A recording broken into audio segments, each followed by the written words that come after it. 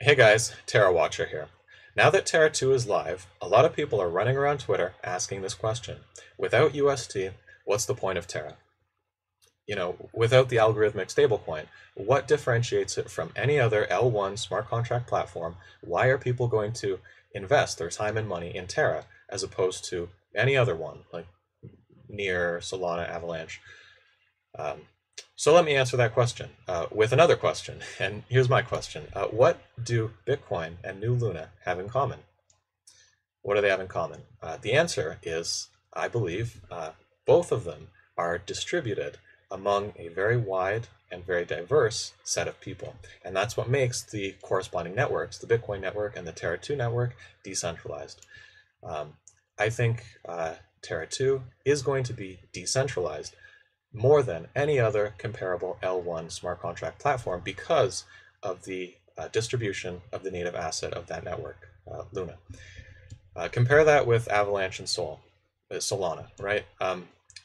Those two assets are not really widely distributed. Those two assets are controlled by a very small, very narrow group of people because of the way they were distributed, and that makes the corresponding networks, the Avalanche network and the Solana network, centralized. Because when the decision makers are just a small group of people and there isn't much diversity in there, you get centralization. But with Bitcoin it has the best distribution out of any crypto project, and that's why it's the most decentralized. Terra 2, with its very unique, with the biggest airdrop in crypto history, is going to be significantly decentralized, and that is the main unique value proposition of Terra 2. That is something that no other comparable project really has, and it's something that can't be replicated. And that's what I'm going to talk about in this video. So I'm going to talk all about the Terra 2 Luna distribution and why it represents Terra 2's biggest strength. Now, before I start, to be clear, I'm not grasping at straws here. I'm not like reaching for something kind of esoteric, something that I kind of have to work for just to prove that Terra 2 is going to be interesting and valuable. Terra 2 has a lot of things going for it. It's going to, because it's embedded in the greater Cosmos ecosystem, it's going to have it does have, it's live now, it has low fees, the network's very robust, but a lot of people will say, yeah, that goes for any other L1 in the Cosmos ecosystem, like Juno or Evmos or Osmosis. And to that, I would respond, well, Terra is actually going to be unique among those because it's going to be the heart of Cosmos. Because Terra 2 inherits all the infrastructure, the devs, the community, the brand, the wallet install base, and all the unique protocols from Terra 1, pretty much all the protocols, that means Terra 2 is going to be the biggest thing in the Cosmos ecosystem. It's going to have the greatest valuation, the greatest TVL. All the other projects are basically going to come to, like all the other layer ones, all these assets are going to come to Terra 2. Terra 2 is going to be like a meeting place. It's going to be the heart of Cosmos because of these things I mentioned. But like somebody who's not even in the Cosmos ecosystem, like somebody who mainly works with Solana, might just say, okay, well, sure, even if Terra 2 is going to be the heart of Cosmos, still, what differentiates it from Solana or Near or Avalanche, etc.? And then I would say my thesis, which I alluded to earlier. One, a project's success depends on token distribution because that gives you decentralization. And then two, a wide distribution to a diverse set of stakeholders is optimal. That's what you want for decentralization. That's what you have to have. You have to have as many stakeholders as possible, as many perspectives as possible, and you also want them to be the right people. You can't just give them out to random people, random people on the street. Here's some new Luna for you. You can't just throw it out there. You have to get it to a wide and diverse set of people, but you have to make sure those are the right people. And that problem is a really thorny, really tricky problem. And I just think the unique circumstances around the creation of Terra 2 have enabled a very unique solution to that problem. And I'll talk about it. So I'm going to talk about each of these four tokens, basically Bitcoin, AVAX, Sol, and then I'm going to talk about Terra 2. So let me just compare all of them. So we know Bitcoin definitely has the best distribution among all the crypto assets, and that's because it was the first one. I think people are pretty familiar with this stuff by now, but I'll just recap.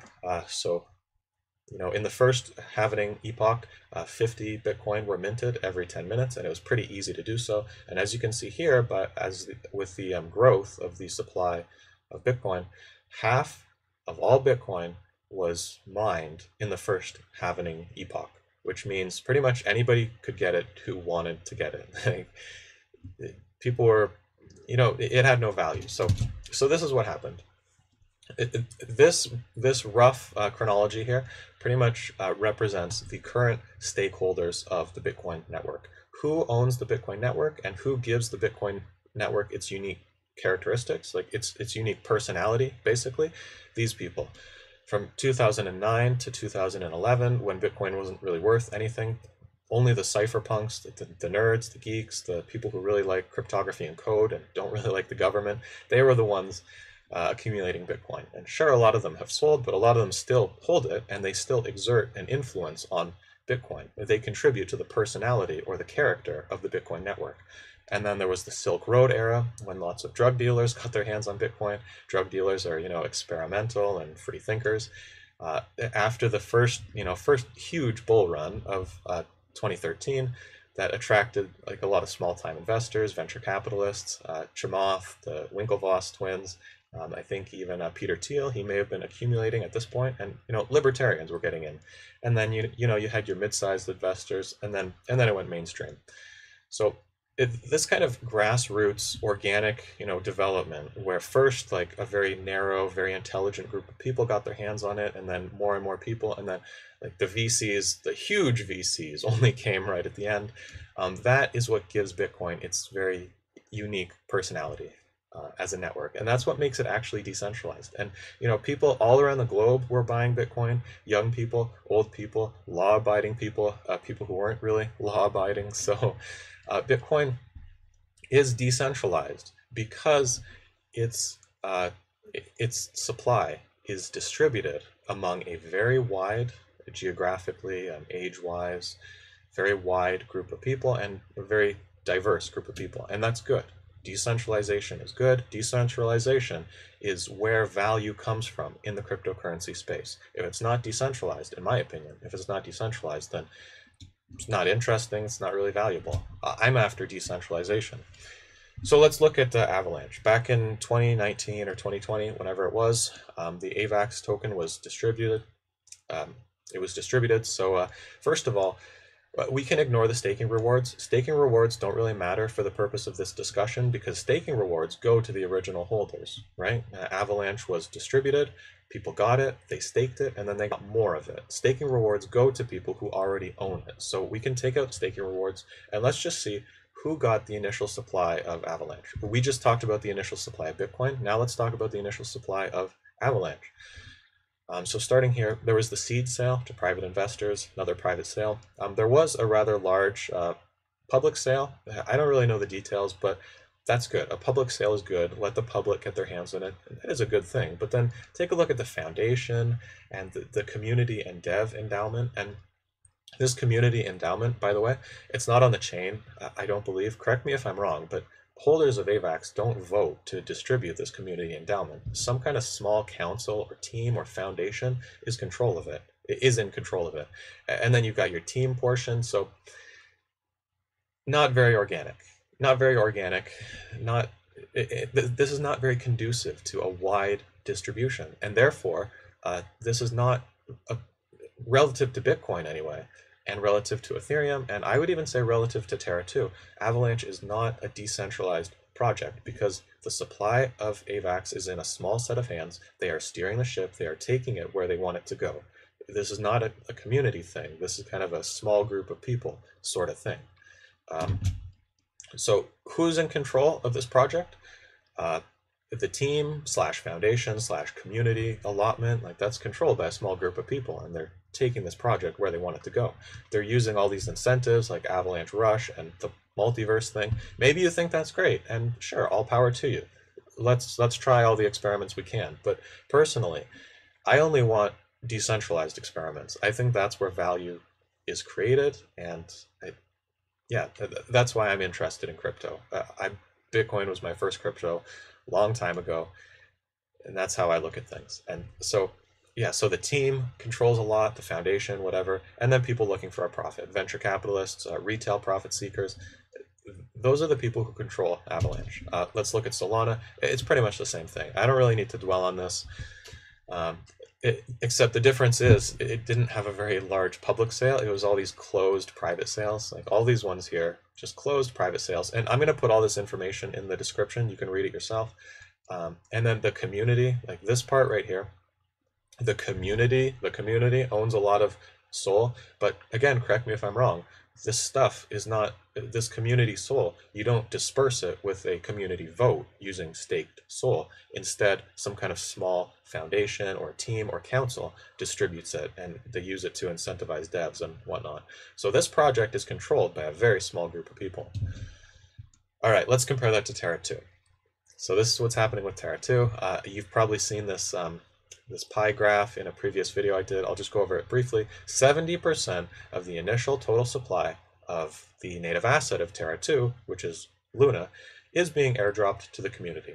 A further 20% is in the control of the community via governance. So the community, directly or indirectly, has absolute control over 90% of the initial total supply of Luna. That's a lot. Of course, it's going to have inflationary staking, but that doesn't matter because the people who get new Luna at the beginning are going to get the staking rewards as well. So what really matters is the initial total supply, and 90% of the initial total supply is going to the community. It's going to a wide and diverse group of stakeholders, ensuring that this project is actually going to be decentralized. Okay, but the question is, like a lot of people are probably saying, okay, yeah, but aren't a lot of VCs coming along for the ride? Yeah, they are. They're coming along for the ride, that's for sure. Terra 2 is not going to have new VCs because another thing I wanted to point out, there's no portion here for new VCs. There isn't even a team portion or a foundation. It's all going to the community. No foundation, no team, no centralized small group of people handing out incentives to decide how this project is going to evolve. There's a huge community pool, but the community, the actual community of Luna holders actually votes to disperse that community pool. All right, so yeah, so who's this community? Well, yeah, people who own, like these are the 4 groups, right, who are getting the airdrop. Pre-attack Luna holders, they're getting a lot of new Luna. That's lunatics, like people who believed in Terra, believed in the Terra project. And that's good. Whales, VCs, they are coming along for the ride. It's not bad to have VCs. I don't care. It's just when the whole supply is pretty much in the hands of VCs and a small group of team members, that's not good. So we are inheriting some VCs from Terra 1, but consider this. Pre-attack AUST holders are getting 10% of the total initial supply of Luna. And that's pure retail. There's a whale cap there. That's 100% retail. That's a retail airdrop. And it's kind of like the drug users, the drug dealers and drug users who really benefited from Bitcoin. They were using it on Silk Road. They didn't really care about the Bitcoin network, but they were using it. Just like these AUST holders, they didn't really care about the Terra network, like most of them, but they were using it for anchor. And if they keep their new Luna, just like if those drug dealers from Silk Road, if they kept their Bitcoin, yeah, they're going to have a significant stake in the network, in the Terra 2 network. And it's really good that Terra 2 is kind of drawing in people who just happen to be in the right place at the right time. I think that's a really good way of selecting stakeholders for the new network. And then post-attack Luna, who even held post-attack Luna? Was it retail who was burning UST for Luna right before the mint burn mechanism was disabled? Was it those last retail mint burners?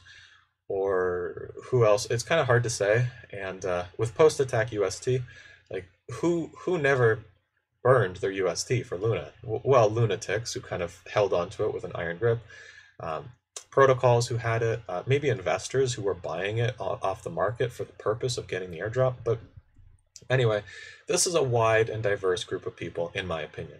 You've got these like retail people who are kind of sucked into it. A lot of them will dump, but maybe some of them will hold, and they'll have a significant stake in the network, and they will exert their influence over the network. And then, yeah, all the lunatics, the whales, the VCs, they're coming along for the ride, but the VCs are getting a little bit diluted, and then retail is getting like this large new stake. And this isn't just any retail. It's not just a random airdrop to anybody. These are people who used the original Terra. So people who are at least a little bit predisposed to holding their airdrop and continuing to participate in the project. All right, so let's review what we've talked about. Terra 2 is going to be the heart of Cosmos. It's going to be the heart of Cosmos. It's going to be the biggest game in town in Cosmos. But what is going to set it apart from even other things outside of Cosmos, like Solana, Avalanche, and Near, is the distribution pattern of Luna. That distribution pattern is similar to Bitcoin and dissimilar to Avalanche, Solana, and Near. With Avalanche, Solana, and Near, it's VCs, it's teams, it's foundations, it's community funds, it's private sales, and public sales. But even when you have a public sale, it's to people who are seeking profit. Terra 2 is going to have a very different personality. It's going to have a different character. It's going to have a different feel. Even if it's going to be more decentralized. Like, even if you think this is kind of decentralization in a bad way, or you think the VCs shouldn't have been allowed to come along for the ride, or you think the AUST holders got too much, and you're still a bit bitter because there was no snapshot for pre-attack UST, whatever. I think you have to admit Terra 2 is going to have it has a better distribution than a lot of these other L1 smart contract blockchain platforms. And I think that distribution is going to mean more decentralization. Avalanche and Solana, relatively centralized. And I'm not saying Bitcoin is going to replace, or Luna is going to replace Bitcoin. Not at all. Like, don't get that impression. They're not even in the same category. And Luna is in the same category as ETH. I don't really think it's going to replace ETH. I don't think Terra 2 is going to replace Ethereum. But I just think Terra 2 does have a unique value proposition. The supply of the native asset of Terra 2 is uniquely distributed to a very wide and very diverse set of people. There are a lot of stakeholders. There's no formal team, no formal foundation. It's just the community. So if you're interested in decentralization, like with Bitcoin, Bitcoin had no investors, no nothing. If you think that went well, then maybe you'll think that Terra 2 is going to go well as well. I certainly do. I'm all about Bitcoin. I really loved Terra 1 because it had UST, which didn't believe in censorship, and it even incorporated Bitcoin. So personally, philosophically, I'm really interested in Terra 2.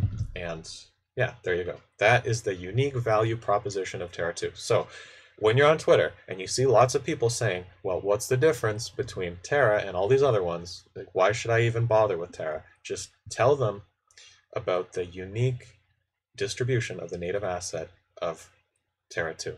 Terra 2 is actually going to be decentralized. It has a wide group of stakeholders. And okay, at this point, I think I'm just getting a bit repetitive, so I'll end the video. There you go. I hope you enjoyed it. If you got this far, then like the video. Go ahead, like the video, subscribe, and it helps other people see the video, and I really appreciate it. Okay, goodbye, everybody.